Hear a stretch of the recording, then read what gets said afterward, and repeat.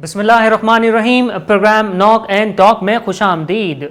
پاکستان کی اس سیاست میں عمران خان کی جانب سے جب سے پنجاب اور KPK کی اسمبلیاں تحلیل کرنے کا اعلان کیا ہے تو اس کے بعد سیاسی میدانوں کے اندر کافی زیادہ جو ہے ہم دیکھ رہے ہیں کہ ملاقاتوں کا سلسلہ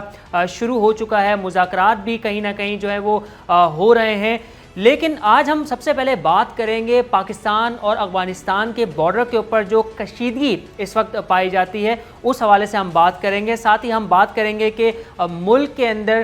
جو پیٹرولیم مصنوعات کی قیمتوں میں اسحاق ڈار کی جانب سے کمی کا اعلان کیا گیا ہے، ہم اس پہ بھی بات کریں گے۔ ہمارے ساتھ موجود ہیں سینئر صحافی تجزیہ کار ریاض بھٹی صاحب۔ ریاض صاحب بہت شکریہ۔ ریاض صاحب سب سے پہلے ہم بات کریں گے پاکستان افغانستان بارڈر کے اوپر جو اس وقت کشیدگی پائی جاتی ہے۔ ایک جانب جو ہے افغانستان کی جانب سے جو ہے وہ فائرنگ کی گئی ہے، اس کے واقعے کے اندر جو ہے ہمارے سویلینز جو ہے وہ شہید بھی ہوئے ہیں، زخمی بھی ہوئے ہیں۔ بھٹی صاحب تفصیلات سے آگاہ کیجئے گا اور ساتھ ساتھ یہ بھی بتائیے گا کہ اس کی اچانک سے یہ جھڑپ ہونا، اس کی کیا وجوہات آپ دیکھ رہے ہیں؟ جی بہت شکریہ، آپ نے بہت اہم معاملے پر جو ہے لب کشائی کرنے کی دعوت دی ہے۔ تو اصل میں بات یہ ہے کہ گزشتہ برس 15 اگست سے جب سے طالبان افغانستان پر اقتدار میں آئے ہیں اور انہوں نے ایک عبوری حکومت قائم کی ہے، تب سے پاکستان سمیت دنیا بھر کو بہت سے تحفظات تھے اور بہت سے سیاسی حلقوں نے خدشات کا اظہار بھی کیا تھا کہ ایک قانونی حکومت ختم ہو گئی ہے اور ایک مسلح گروہ اقتدار میں آ گیا ہے، تو وہ کہاں تک سفارتی آداب کی پاسداری کرے گا اور کہاں تک وہ اپنے پڑوسی ممالک سے سفارتی تعلقات میں ایک ڈپلومیٹک رویے اور بیہیویئر کا مظاہرہ کرے گا۔ یہ ایک بڑا سوال تھا جس پہ بہت بحث بھی ہو چکی ہے، اور یہی عالم ہے کہ ابھی تک طالبان کی حکومت کو دنیا کے کسی ملک نے تسلیم نہیں کیا، اور پاکستان اگرچہ ان کو ہر قسم کی سپورٹ فراہم کرتا رہا ہے، لیکن پاکستان نے بھی ابھی اس کو قانونی طور پر جو ہے تسلیم نہیں کیا۔ ہمارے برادرانہ تعلقات اور پڑوسی ہونے کے ناطے بہت سی سہولتیں پاکستان نے دی ہیں ان کو اور بہت سا سپورٹ کیا ہے ان کو، لیکن یہ بدقسمتی کی بات ہے کہ ان کی طرف سے ہمیشہ جو ہے جارحانہ رویہ اختیار کیا گیا ہے اور ہماری سپورٹ کا، ہماری تعاون کا غلط جواب دیا گیا ہے اور نیگیٹو جواب دیا گیا ہے۔ آپ نے دیکھا پچھلے کچھ عرصے سے یہ جھڑپیں جاری تھیں، ہمارے چوکیوں کو نشانہ بنایا گیا، ہمارے سویلین آبادیوں کو نشانہ بنایا گیا، اور اب یہ نوبت آ گئی ہے کہ وہ صرف فائرنگ نہیں بلکہ بھاری توپ خانے اور بھاری یعنی گنوں کا استعمال کیا جا رہا ہے، مارٹر گولے پھینکے جا رہے ہیں اور توپ کے گولے پھینکے جا رہے ہیں شہری آبادیوں پر۔ یہ بڑی تشویشناک بات ہے، اس کی توقع تو کسی دشمن سے بھی نہیں کی جا سکتی، یعنی بھارت ہمارا دشمن ہے، وہاں سے بھی اگر کسی فائرنگ کی مطلب واقعہ ہوتا ہے تو LOC پر جو ہے ہمارے دفتر خارجہ اور ISPR جو ہے اس پہ بیان جاری کرتا ہے اور جواب دیا جاتا ہے، لیکن یہاں ہمارے برادر پڑوسی ملک کی جانب سے جو ہے بھاری ہتھیاروں کا استعمال کیا جا رہا ہے، جو یقیناً ہمارے فیوچر کے لیے اور فیوچر کے تعلقات کے لیے اچھا نہیں ہے۔ میں اس کا تھوڑا سا پس منظر آپ کو بتا دیتا ہوں کہ پچھلے برس سے 15 اگست 2021 سے طالبان کے اقتدار آنے کے بعد جو ہے یہاں بہت زیادہ اس پر بحث مباحثہ کیا گیا اور بہت سے واقعات پیش آئے۔ اس میں صرف یہ فائرنگ کا تبادلہ نہیں بلکہ اسمگلنگ پر بہت زیادہ جو ہے وہ فوکس کرنے کی ضرورت ہے۔ بہت سا پاکستان کا اناج جو ہے وہ اسمگل ہو کر افغانستان اور وہاں سے آگے سنٹرل ایشیا تک جاتا ہے۔ ہمارے کھانے پینے کی اشیاء کے علاوہ یہاں سے اب تو وزیر خزانہ کہہ رہے ہیں کہ یوریا کھاد بھی جو ہے وہ افغانستان اسمگل ہو رہی ہے، اور ڈالر جو ہے وہ بڑے پیمانے پر افغانستان اسمگل ہو رہا ہے۔ آپ کو یاد ہے کہ امریکہ نے افغانستان کے قانونی اثاثوں پر پابندی عائد کر دی گئی تھی اور ان کے کسی ملک کے ساتھ جو ہے باقاعدہ تجارتی روابط بھی نہیں ہیں، لیکن وہاں جو ہے معیشت کیسے چل رہی ہے، وہ پاکستان کے ذریعے ڈالر وہاں جا رہے ہیں اور وہاں سے غیر قانونی چینل کے ذریعے جو ہے اشیاء منگوائی جا رہی ہیں، اور پاکستان میں جو ڈالر کا بحران ہے یا جو تیزی سے قیمتیں بڑھ رہی ہیں یا جو اناج کی تیزی سے قیمتیں بڑھ رہی ہیں، اس میں ایک فیکٹر یہ افغانستان میں اسمگلنگ بھی ہے۔ اب اس اسمگلنگ کو روکنے کے لیے جب بھی حکومت ایکشن لیتی ہے تو یہ بارڈر پر اس طرح کے واقعات پیش آتے ہیں، ان کی طرف سے بلا اشتعال فائرنگ کی جاتی ہے اور بھاری توپ خانے کا استعمال کیا جاتا ہے۔ گزشتہ چند واقعات جو آئے ہیں جس میں پاکستان کے 6 شہری پچھلے 3 دن سے پہلے شہید ہوئے ہیں اور آج بھی ایک شہید ہو گئے اور کئی زخمی ہوئے ہیں، تو یہ واقعہ اصل میں اس وجہ سے آیا ہے کہ پاکستانی فورسز جو ہیں وہ بارڈر پر اپنی لا اینڈ آرڈر کی سچویشن کو برقرار رکھنے کے لیے قواعد و ضوابط نافذ کرتی ہیں، تو وہاں سے جو لوگ بغیر دستاویزات کے اور بغیر پاسپورٹ کے اور بغیر کسی قانونی کارروائی کے یہاں داخل ہونا چاہتے ہیں، تو ان کی سپورٹ میں مسلح گروہ جو ہیں وہ فائرنگ کرتے ہیں اور وہ ان کو فورسز کی حمایت بھی حاصل ہوتی ہے، یعنی وہاں جو سرکاری فورسز ہیں وہ بھی پاکستانی فورسز پر اور سویلین پر فائرنگ میں ملوث ہیں۔ بھٹی صاحب، ابھی کچھ روز پہلے حنا ربانی کھر نے بھی افغانستان کا جو ہے وہ وزٹ کیا تھا اور باقاعدہ جو ہے مذاکرات کر کے وہاں سے لوٹی ہیں، جس کے بعد جو ہے ہمارے کچھ سیاستدانوں کی جانب سے کڑی تنقید کا بھی نشانہ بنایا گیا کہ خاتون کو آپ نے جو ہے اتنے اس سیریس میٹر کے اوپر جو ہے آپ نے افغانستان مذاکرات کے لیے بھیج دیا، ایک ٹیم بھیجی جائی تھی۔ بہرحال ان مذاکرات کے بعد 2 بڑے واقعات رونما ہوئے جس میں ہمارے 6 جو ہے شہری شہید ہوئے، پھر گزشتہ روز جو آیا اس میں 1 شہری ہمارا جو ہے شہید ہوا ہے، زخمی ہوئے ہیں۔ تو بھٹی صاحب، پھر وہ مذاکرات کے بعد کوئی رزلٹ سامنے نہیں ہے بلکہ 2 اور حملے جو ہے وہ افغانستان کی جانب سے ہوئے ہیں۔ جی میں اسی پر مطلب عرض کر رہا ہوں کہ یہ جو ہے یہ سچویشن کافی عرصے سے چل رہی تھی، تو اس جمود کو توڑنے کے لیے پاکستان نے وزیر مملکت برائے خارجہ امور حنا ربانی کھر کو افغانستان کے دارالحکومت کابل بھیجا اور وہاں انہوں نے جا کر طالبان رہنماؤں سے مذاکرات کیے اور 2 طرفہ برادرانہ تعلقات کی بحالی کے لیے تجاویز پیش کی، اور انہوں نے ان تجاویز کو سراہا بھی اور کہا کہ ہم اس پر بات کریں گے اور ان اقدامات کی حمایت کریں گے۔ لیکن اس بدقسمتی یہ ہے کہ اس کے دوسرے دن ہی پاکستان کے سفارت خانے پر حملہ ہو گیا اور پاکستانی ناظر امور جو ہے وہ سیکیورٹی گارڈ کی وجہ سے ان کی جان بچ گئی۔ سیکیورٹی گارڈ نے خود گولی جو ہے وہ کھا لی اور ان کی جان بچا لی، تو وہ ابھی زیر علاج ہیں اور پاکستانی ناظر الامور کو واپس بلا لیا گیا ہے۔ تو یہ اس کے بعد دوسرے ہی دن یہ واقعہ پیش آیا ہے،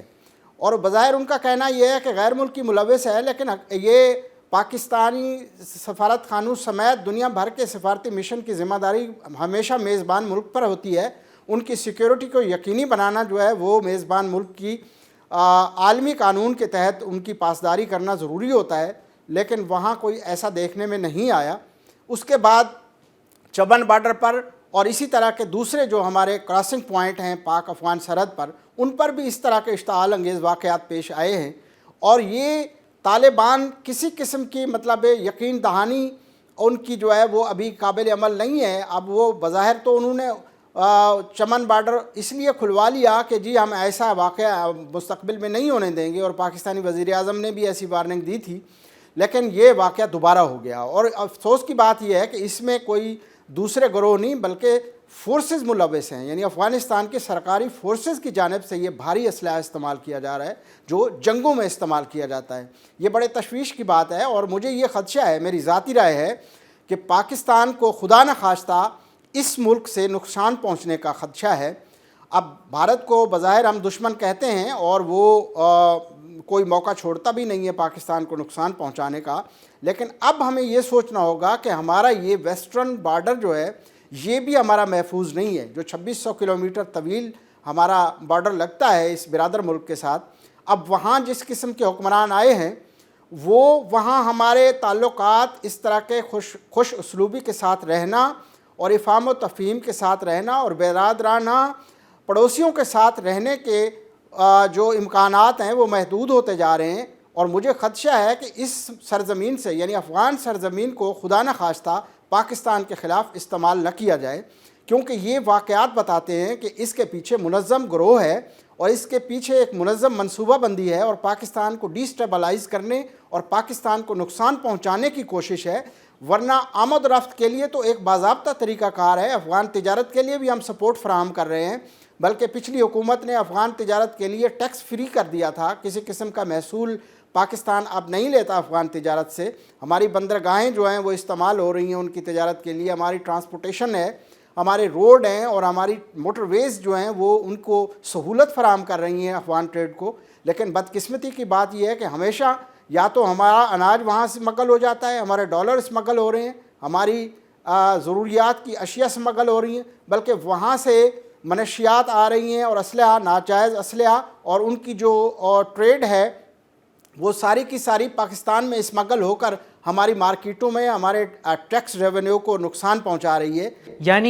یعنی کہ پاکستان نے افغانستان کی ہر حال میں مدد کی ہے, چاہے وہ برے حالات ہوں چاہے وہ اچھے حالات ہوں, لیکن آج بھی پاکستان کو اس سرزمین سے جو ہے وہ نقصان کا سامنا ہے. بڑی صاحب, جیسے جیسے اس کے اندر پیش رفت ہوگی, جیسے جیسے سچویشن آگے کی جانب جائے گی, ہم اس کے اوپر بات کریں گے. اب ہم بات کرتے ہیں پاکستان کی سیاست کی. عمران خان نے اعلان کیا کہ میں پنجاب اور کے پی کے اسمبلیت تحلیل کرنے والا ہوں, لیکن کوئی وقت نہیں بتایا, کوئی تاریخ کا اعلان نہیں کیا. اس کے بعد حکومت کی جانب سے گورنر راج کی باتیں ہوئیں, پھر اس کو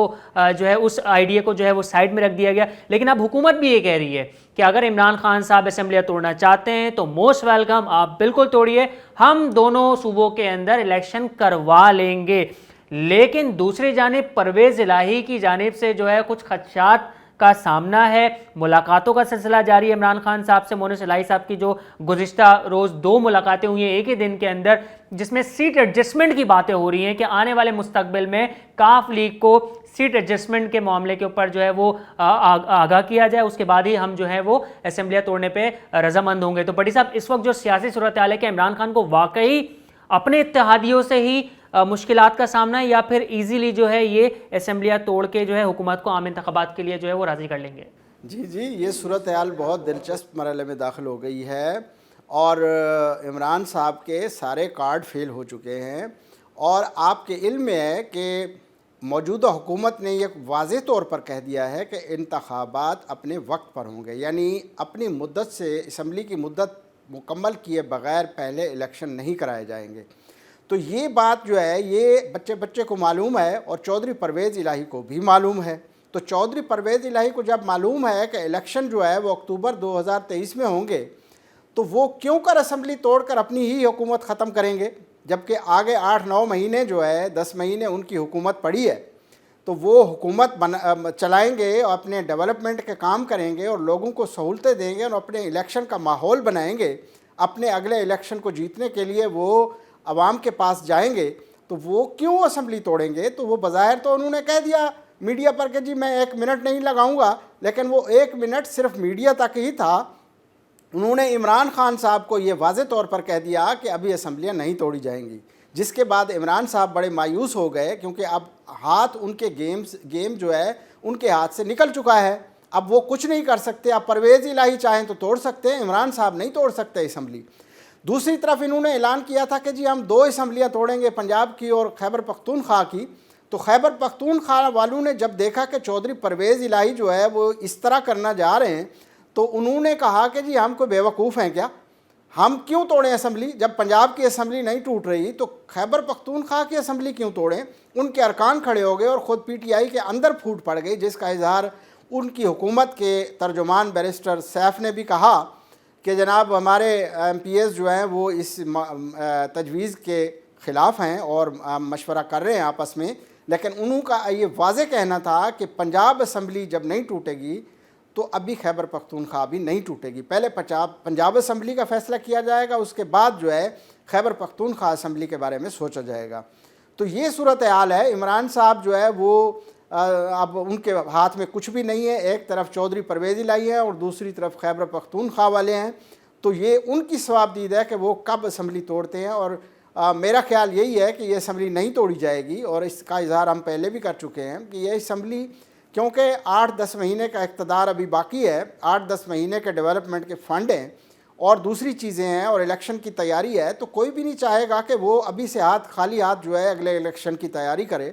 یہ لوگ جو ہے ایسے سیاسی نعرے بازی کر رہے ہیں, آج توڑ رہے ہیں, ہم 20 کو توڑ رہے ہیں اور 16 کو فیصلہ کر رہے ہیں اور مشورہ ہو رہا ہے, اور یہ سارے سیاسی بیانات ہیں. نہ یہ اسمبلی توڑیں گے اور نہ ہی یہ کچھ وہ کریں گے. بلکہ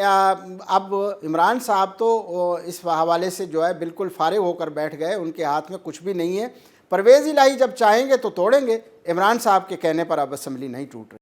بھٹی صاحب یہیں پہ میں سوال کروں گا کہ چلے عمران خان صاحب اور پرویز الہی صاحب اگر ایک پیج پہ آتے ہیں تو پھر حالات کچھ مختلف ہمیں دکھائی دیں گے، لیکن حکومت کی جانب سے جیسے یہ دعویٰ کیا گیا ہے کہ اگر عمران خان صاحب پرویز الہی کو منا لیتے ہیں اور اسمبلی ٹوٹ جاتی ہے، پہلے پنجاب کی پھر KPK کی، تو اس کے بعد حکومت کہہ رہی ہے کہ ہم ان 2 صوبوں کے اندر ہم انتخابات کروا لیں گے، تو بڑی صاحب آپ کو لگتا ہے کہ اس وقت جو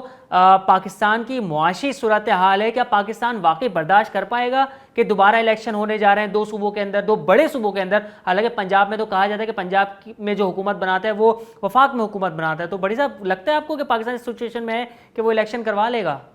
نہیں، دیکھیں بات یہ ہے کہ یہ سیاست دانوں کو حقیقت پسند ہونا چاہیے اور ان کو حقیقت پسندی کے ساتھ ہی فیصلے کرنے چاہیے۔ میرا خیال یہ ہے کہ ملک کے معاشی حالات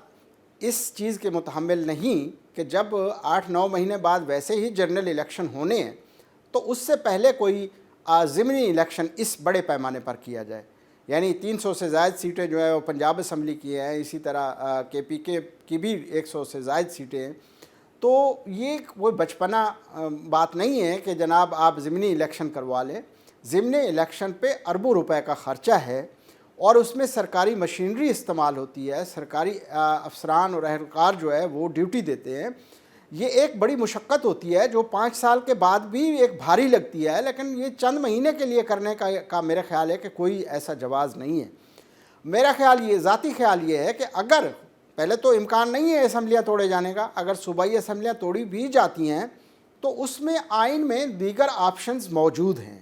جس کا ہم نے ذکر پہلے بھی کیا تھا کہ اس میں ایک گورنر راج بھی ہے کہ ایک گورنر راج جو ہے وہ گورنر جو ہے وہ صوبے کے اختیارات استعمال کرتا ہے، اور اسی طرح کی کوئی اور چیز بھی سامنے لائی جا سکتی ہے اور چند مہینے کے لیے وہ سیٹ اپ چلایا جا سکتا ہے، کوئی عبوری سیٹ اپ لایا جا سکتا ہے۔ تو یہ الیکشن کرانا جو ہے پاکستان کے معاشی حالات کے لیے ٹھیک نہیں ہے۔ ٹھیک نہیں ہے۔ بڑی صاحب وقت بہت کم رہ گیا، آخر میں بس مجھے بتا دیجئے، گزشتہ روز اسحاق ڈار کی جانب سے پیٹرولیم مصنوعات کی قیمتوں میں کمی کا اعلان کیا گیا ہے، اس کے بعد بزنس کمیونٹیز کی جانب سے کافی کرٹیسائز کیا جا رہا ہے اور کہا یہ جا رہا ہے کہ اس وقت جو پاکستان کی صورتحال ہے یہ پوزیشن نہیں تھی کہ قیمتیں کم کر دی جائیں۔ تو بڑی صاحب کیا یہ ایک سیاسی ٹیکٹک ہے، ایک سیاسی سٹیپ ہے، یا پھر آپ سمجھتے ہیں کہ اسحاق ڈار کا یہ جو فیصلہ تھا یہ ملک کی معیشت کے لیے بہتر ثابت ہو؟ جی دیکھیں، یہ پیٹرولیم کی قیمتوں میں کمی جو ہوئی ہے 10 روپے، میرے ذاتی خیال کے مطابق یہ 10 روپے بھی ناکافی ہیں، 10 روپے سے زیادہ ہونی چاہیے تھے۔ پچھلے دنوں آپ کو یاد ہوگا ایک خبر آئی تھی کہ 30 روپے کم ہونے کا امکان ہے، کیونکہ پیٹرولیم کے عالمی مارکیٹ میں ریٹ جو ہیں وہ کم ہوئے اور حکومت پاکستان ایک مہینے کا حساب ریزرو کا حساب لگا کر جو ہے وہ کیلکولیٹ کرتی ہے، تو یہ 10 روپے ناکافی ہیں، لیکن پھر بھی چلو کچھ عوام کو ریلیف ملا ہے۔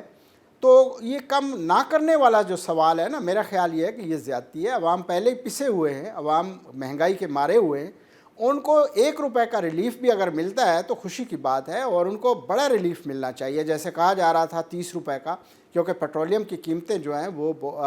180 یعنی 81-82 ڈالر پر بیرل کے قریب ہیں، تو اس میں جو ہے یہ بڑا ریلیف ملنا چاہیے تھا۔ اگر بزنس کمیونٹی چاہتی ہے کہ اس کے کم نہیں ہونا چاہیے تھا اور زیادہ ہونا چاہیے تھا، تو میرا خیال یہ ہے کہ ہمیں اس کی بجائے اپنی ایکسپورٹ پر توجہ دینی چاہیے، پروڈکشن پر، یعنی ہماری پروڈکشن اگر بڑھے گی تو ظاہر ہے ہمیں اچھی کمائی ہوگی، ہمارا زر مبادلہ جو ہے وہ آئے گا، اس پر توجہ دینے کی ضرورت ہے۔ یہ بیچارے عوام جو غریب ہیں، مطلب کرائے بڑھ جاتے ہیں پیٹرولیم کی وجہ سے، بائک چلانے والے پریشان ہوتے ہیں اور دوسرے معاملات ہیں۔ یہ پیٹرولیم بیسک چیز ہے جس کی وجہ سے سبزی دال بھی مہنگی ہو جاتی ہے اور غذائی اجناس بھی مہنگی ہو جاتی ہیں، آمد و رفت کے ذرائع جو ہیں وہ مہنگے ہو جاتے ہیں، تو یہ ریلیف ملنا چاہیے تھا، اور اس کا میرے حساب سے یہ زیادہ یعنی بڑا ریلیف ملنا چاہیے تھا۔ یعنی کہ آپ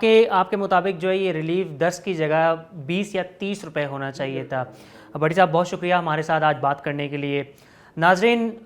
سچویشن آپ کے سامنے ہے، ایک جگہ جو ہے پاک افغان بارڈر کے اوپر کشیدگی پائی جاتی ہے، دوسری جانب ملک کے اندر جو ہے سیاسی عدم استحکام ابھی بھی موجود ہے، اسمبلیاں توڑنے کی باتیں ہو رہی ہیں۔ تیسری جانب جو ہے وہ معیشت جو ہے وہ ابھی بھی